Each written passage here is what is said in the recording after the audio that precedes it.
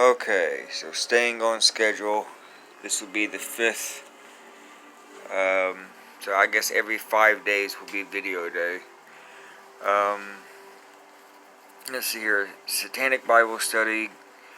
This will be from January the 14th.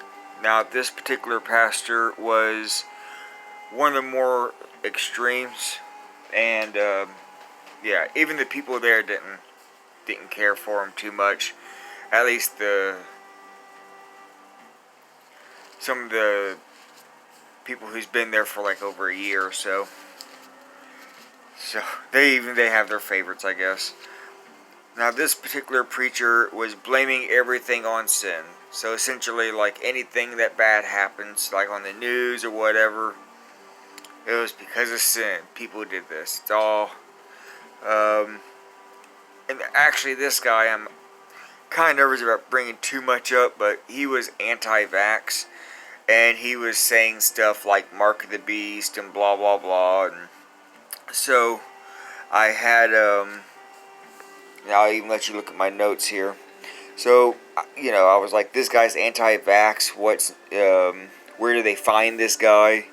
And I was like, hail Satan, I'd rather be vaccinated. Yeah, I was being snarky.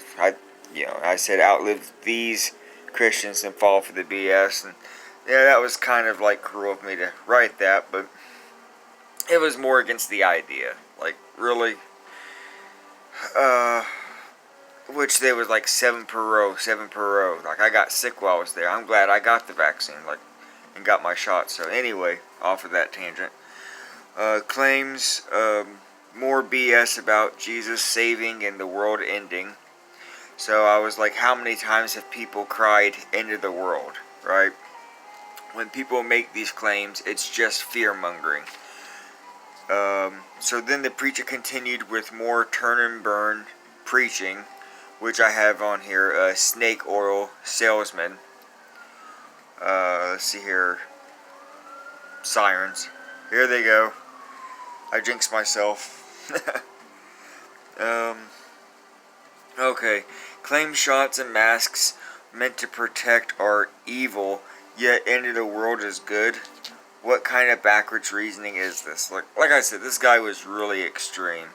I have here on a side note, his son that he had was like 25 or 28 years old or something. Was wearing a Make America Great Again hat. So I don't know. Let your imagine go with it, because it was. I don't know where he found this guy at. I was surprised he was a preacher at all. After more personal stories, because they gotta tell you their personal stories, claims Jesus was born of a virgin and died on the cross, and that he will, quote, save us. So, this is part of the fundamentalists. I'm not saying that all people who, my mom doesn't believe this. But this particular brand, both Mike and apparently this pastor, claims the earth is under 10,000 years old.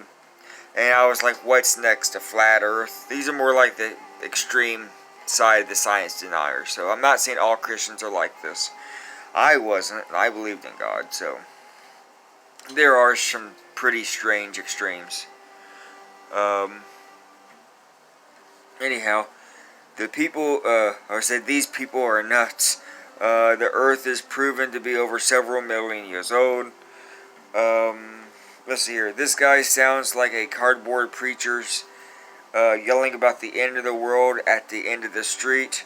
Claims human sacrifice is good, but vaccine is bad. Question mark. Claims God's love is by sacrificing himself to himself so he can forgive himself. I was being snarky, but essentially saying that God's love is sacrifice of Jesus, but that doesn't really make any sense. I mean, yeah. Explain the Trinity. That no one can be able to give me a straight understanding of how that works. Let's see here. The entire sermon was fear-mongering. What God worthy of worship demands it. Their holy fable, quote, is nothing but, which is where you see on the title of the book I have here, I have Holy Fable now, is nothing but the goat herder's guide to the universe. Talk about not being of flesh, and then act abusive toward the elderly. Quote, sleep on the bench. Like, where's the love? That's what we call conditional love. Okay, so yeah, there was somebody. I was on a rant here with somebody was having a older guy that was having some physical issues, and Mike, I keep wanting to call him Pastor, the deacon Mike was making him sleep because he got cranky or something at breakfast, and yeah, I don't know. It didn't show any sympathy. So I had planned, oops, I closed that early. I had planned, because I'm supposed to show, or was trying to, give at least one or two Bible verses, but because I didn't really write any Bible verses down for this, because I was mostly just counter-ranting his BS, so what I did have initially was going to be some of where Jesus had some anti-family stuff, but in the process I found something else that I didn't have marked or prepared, but it kind of meant something to me because I remember it being hearing as a child, and it's something that I made reference to in a video almost half a year ago, where I was mentioning about how I went from Christianity to Luciferian. So I wanted to make a direct reference to that because I feel like my channel is based around this to a certain extent. So this will be Luke chapter 12, and it will be, if I can get one. In this case, I'm going to read 4 through 10. So, I'm going to put it back up here, and then I'm going to read it so I can focus. Alright. And I say unto you, my friends, be not afraid of them, but kill the body, and after that have no more that they can do. But I will forewarn you, to whom ye shall fear him, which after he hath killed, hath power to cast onto hell. I hate these words here. This is the kind of BS. I'll go ahead and just point at camera because it's not me saying this. Cast on into hell, I say unto thee, fear him. So this is Jesus saying to actually fear, quote, his Father. Are not 5 sparrows sold for 2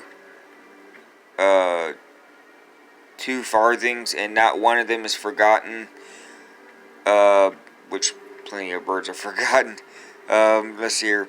But even the fine hairs of your head all be numbered. Fear not, ye are more valuable than many sparrows. I say unto thee, whoever shall confess me before men, shall the Son of Man also confess before angels of God. So I'm going to stop it there for a minute, because I actually, being brought up in that household and belief system, was taught at the same time that God was real, and the same time that fire is hot, or the stove is hot.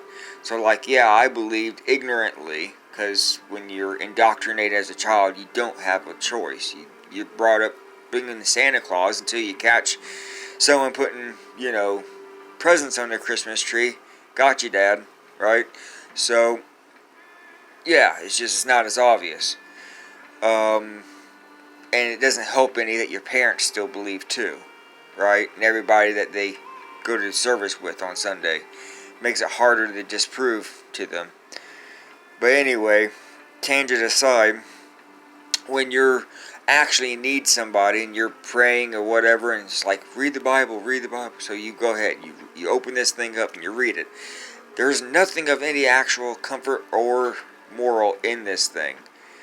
But when you just even blindly actually believe, out of all naivety, and like, I didn't read this book all the way through until I actually stopped believing, and then I've went back, as you can tell, and doing now, and pointing out all the reasons why it didn't make sense. But even ignorantly, if you prayed and believed, it's still, there was no answers.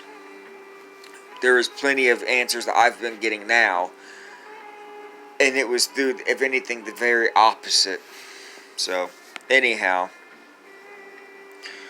but he that denieth me before men shall be denied before the angels of God, and whoever shall speak a word against the Son of Man, it shall be forgiven him. But unto him that hath blasphemeth against the Holy Ghost, it shall not be forgiven. So, like, I don't want to flip off my audience, because like I would want to flip off the Bible, because that's really the indoctrination. The God of the Bible isn't real, so you can't really point one direction. I don't want to flip you guys off. So I guess I'll just say hail Lucifer and hail Satan, because I don't want to be cruel to my audience, but yeah, like, that's some BS. And I would rather be on the path I'm on any day than to follow this. So I hope that in the process my channel is at least blasphemous to the Holy Ghost, if not more. Until let's see, it should be maybe the 10th if I stay on schedule. So until then.